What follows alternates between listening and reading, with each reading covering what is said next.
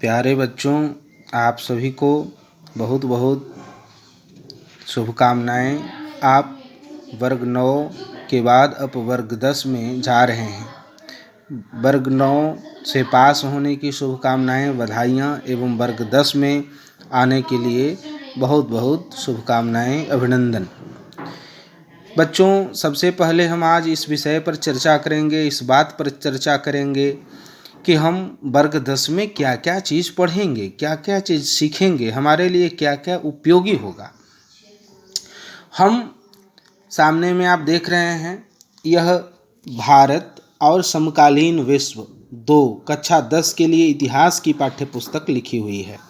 हम कक्षा 9 में भी जिन बातों को पढ़े हैं उन बातों को एक बार फिर से जरा दोहराएंगे, याद रखेंगे। हम कक्षा 9 में फ्रांसीसी क्रांति, यूरोप में समाजवाद, रूसी क्रांति, नात्सीवाद, हिटलर का उदय जैसे घटनाओं, प्रक्रियाओं को पढ़ चुके हैं। हम पढ़े थे ना फ्रांसीसी क्रांति को क्लास 9 में, यूरोप में समाजवाद को पढ़े थे, रूस में जो क्रांति हुई थी उसको भी पढ़े थे, नाजीवाद का उदय जो तानाशाही था, हिटलर का उदय भी पढ़े थे। इन घटनाओं प्रक्रियाओं को पढ़ चुके। साथ ही हम यह भी पढ़े थे कि वनवासी समाज और उपनिवेशवाद का मतलब अंग्रेज हमारे यहाँ आए और हमें गुलाम बना दिए। आधुनिक विश्व में चरवाहे जैसे बिंदुओं के द्वारा हमने आजीविका, अर्थव्यवस्था और समाज के विषय में पढ़ा है वर्ग 9 में। अब हम सीधा अपनी बात पर आते हैं कि हमें पढ़ना क्या है। तो हम देखते हैं कि वर्ग 10 में देखेंगे कि विभिन्न क्रांतियों के फलस्वरूप, वर्ग 9 में हमने जो पढ़ा फ्रांसीसी क्रांति, रूसी क्रांति, इन सब के कारण शासन व्यवस्था आदि में जो बदलाव हुए, इससे देश का स्वरूप में भी बदलाव आ गया। अभी से 250 साल पहले यूरोप में देश के जो मानचित्र थे, उसके लगभग 100 साल के बाद, यानी 100 साल गुजरते गुजरते बीतते बीतते उनके मानचित्र बदल गए। कई देश नक्शा से बाहर हो गए और कई देश नक्शा पर आ गए। जैसे गांव में पुराना मकान जब पुराना हो जाता है, गिर जाता है, वह समाप्त हो जाता है, तो कई मकान के खंडहर हो जाते हैं और उनके जगह पर कई नए मकान बन भी जाते हैं। तो ठीक इसी प्रकार देशों की बनने की प्रक्रिया भी ऐसे ही हुई। हम यूरोप की चर्चा क्यों किए? इसलिए किए कि यह घटना शुरू यूरोप से ही हुई।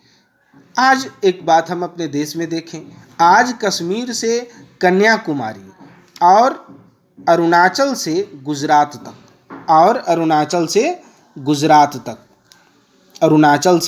गुजरात तक सभी राज्यों के लोग एक हैं। हम बोलते हैं ना, कन्याकुमारी से कश्मीर, भारत के सबसे उत्तर में कन्याकुमारी, भारत के सबसे उत्तर में कश्मीर और सबसे दक्षिण में कन्याकुमारी।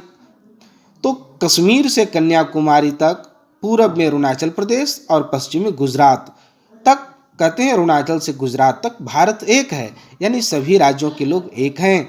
हम इन्हें केवल एक भारतीय कहना ही उचित समझते हैं।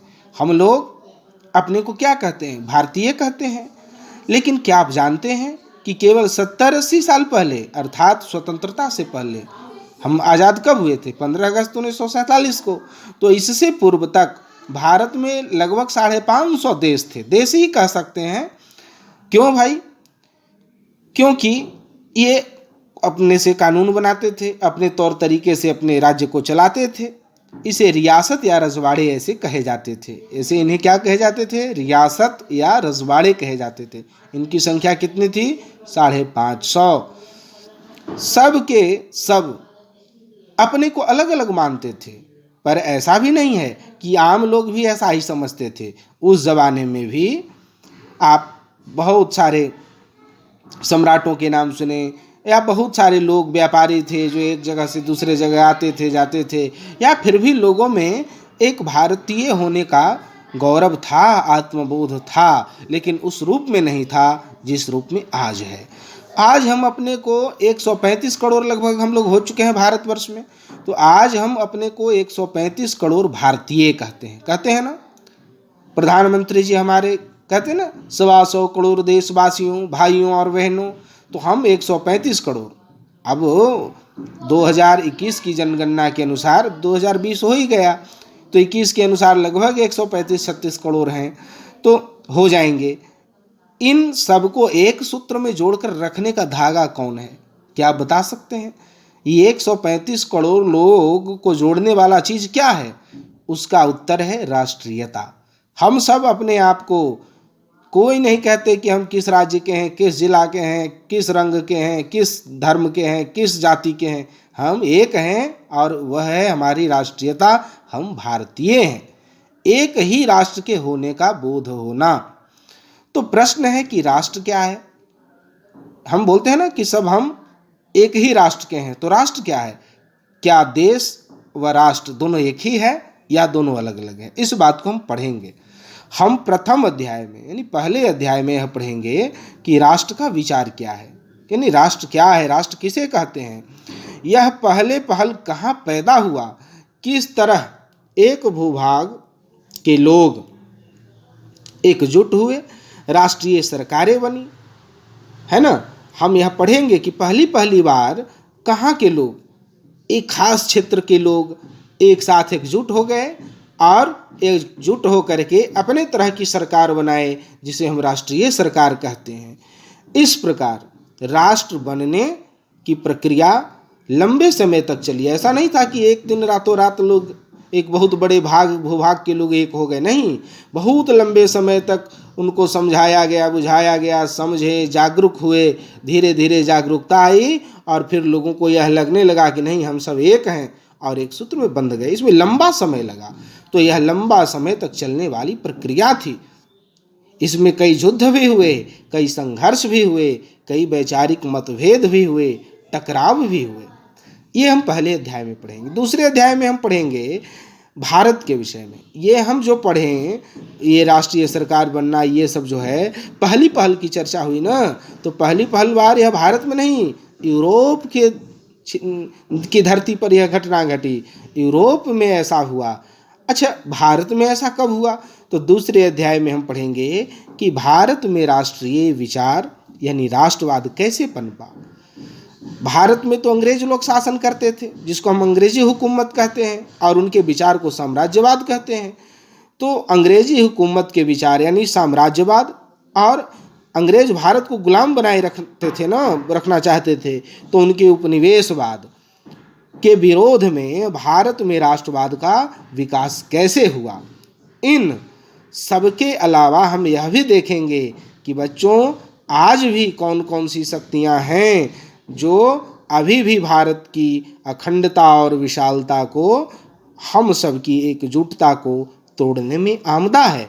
हमारा इतना विशाल देश है, इतना संपन्न देश है, इसे तोड़ने में लगा हुआ है। उसे हम पहचान करेंगे हम दूसरे अध्याय में। यानी पहले अध्याय में यूरोप में राष्ट्रवाद, दूसरे अध्याय में भारत में राष्ट्रवाद पढ़ेंगे। हम तीसरे अध्याय में यह पढ़ेंगे कि लोग अपने आजीविका मतलब कमाने खाने के लिए एक जगह से दूसरे जगह कैसे जाते हैं, क्यों जाते हैं, साथ में उनका जब वो जाते हैं तो उनका रहन सहन, उनका बात विचार, उनका गीत संगीत, कला। अब कोई आदमी मान लो गांव में कीर्तन गाता है, होली चैत्र गाता है, तो जहाँ भी जाएगा, जब वहाँ भी उसको कोई वक्त फुर्सत मिलेगा तो वहाँ भी वह गाना शुरू कर देगा। कोई व्रत त्यौहार ही है, जैसे बिहार के लोग व्रत मनाते, छठ करते हैं, तो अब देश या दुनिया के किसी कोने में होंगे तो मनाएंगे।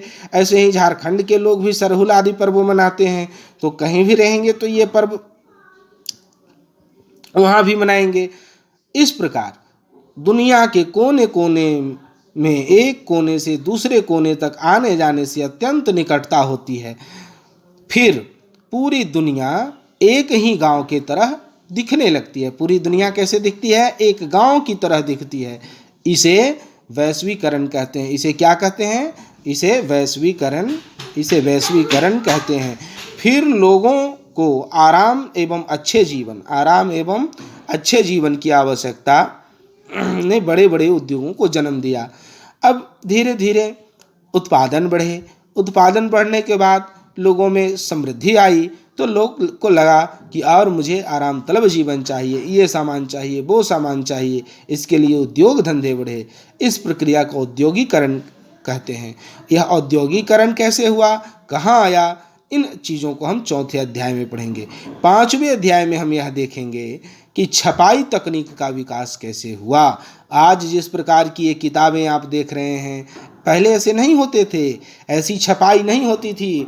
पहले के लोग भोजपत्र पर, तारपत्र पर, सरकंडे से, मोर के पंख से लिखा करते थे। स्याही बना बना करके पेड़ के पत्ते से रस निकालते थे, उसकी स्याही बनाते थे और इस तरह से लिखा जाता था।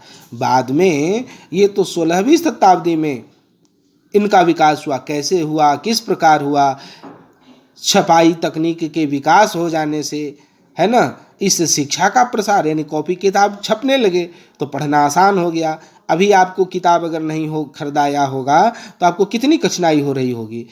इससे अब किताब की आवश्यकता होती है, कॉपी की आवश्यकता होती है। तो ठीक इसी तरह सबसे पहली बार जब मुद्रण आया, यानी छपाई की व्यवस्था हुई, तो इससे शिक्षा का प्रसार हुआ। समाचार पत्र छपने लगे, समाचार भी अब एक दूसरे लोगों को एक जगह से दूसरे जगह तक मिलने लगा।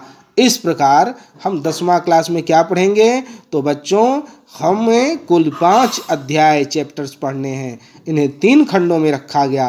पहला खंड को हम बोलते हैं घटनाएं प्रक्रियाएं। क्या, घटनाएं प्रक्रियाएं।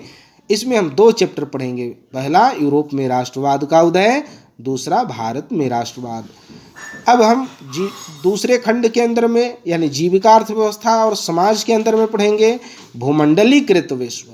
भूमंडलीकृत विश्व मैंने कहा था ना कि लोग रोजी रोजगार के लिए दुनिया के कोने कोने तक पहुंच गए। भारत के लोग अमेरिका में, इंग्लैंड में, कनाडा में, ऑस्ट्रेलिया में नौकरी कर रहे हैं। अमेरिका के लोग भारत में हैं, काम कर रहे हैं।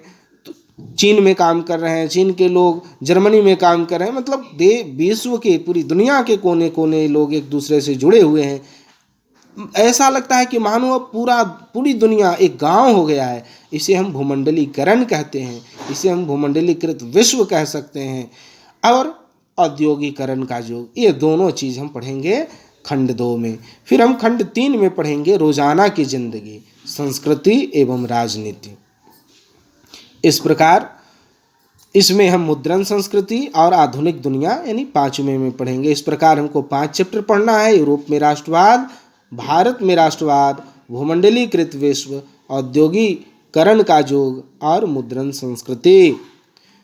तो अब आप जान चुके हैं कि वर्ग 10 में कितना और क्या पढ़ना है। तो क्या आप मेरे कुछ प्रश्नों के उत्तर देंगे? सीधा प्रश्न है मेरा, राष्ट्रवाद का उदय पहली बार कहाँ हुआ? मैंने चर्चा किया ना कि यह यूरोप की धरती पर हुआ। तो आप इसका उत्तर लिख लेंगे। हम सबको एक सूत्र में जोड़कर रखने वाला सूत्र क्या है? मैंने भी चर्चा किया था ना, राष्ट्र, उस धागे का नाम क्या है? राष्ट्र, यानी राष्ट्रवाद। तो लिख लेंगे उसका उत्तर। भारत में राष्ट्रवाद के सामने क्या समस्या है? अच्छा, अभी भी भारत को तोड़ने के लिए कई लोग कहते हैं मुझे अलग राज्य चाहिए। कई लोग धर्म के नाम पर, जाति के नाम पर, नस्ल के नाम पर, रंग के नाम पर, क्षेत्र के नाम पर भेदभाव करना शुरू कर देते हैं। क्या है उचित है? अगर उचित नहीं है तो यह समझिए हमारे राष्ट्र को तोड़ने वाली शक्तियां हैं। तो भारत में राष्ट्रवाद के सामने क्या समस्या है, इसका उत्तर लिख लेंगे। जब लिख लेंगे तो आप ध्यान दें बच्चों, 5 चैप्टर के नाम यानी यूरोप में राष्ट्रवाद, भारत में राष्ट्रवाद, भूमंडलीकृत विश्व, औद्योगिकरण का युग तथा मुद्रण संस्कृति, आधुनिक दुनिया, ये 5 चैप्टर का नाम आप कंठस्थ कर लें। आज का काम इतना ही। फिर मैं कल दूसरा वीडियो बना करके मैं यूरोप में राष्ट्रवाद शुरू करूँगा। कुल मिलाकर आपको 5 चैप्टर हैं, लगभग 10-10 वीडियो सब पर आएंगे। लगभग 50 वीडियोज़ में यानी 50 क्लासेस में पूरी हिस्ट्री हम पढ़ा देंगे। उसके बाद फिर हम सिविक्स शुरू करेंगे। धन्यवाद। आप मैं इसे यूट्यूब चैनल पर डाल रहा हूँ। आप इस वीडियो को देखने के उपरांत हमारा यूट्यूब चैनल को सब्सक्राइब जरूर करेंगे। सब्सक्राइब, लाइक और शेयर भी करेंगे। आपके जो भी दोस्त जहाँ भी हों उन्हें यह घर बैठे जानकारी मिल जाए, इसलिए अधिक से अधिक शेयर भी इसको जरूर करेंगे। बहुत बहुत धन्यवाद।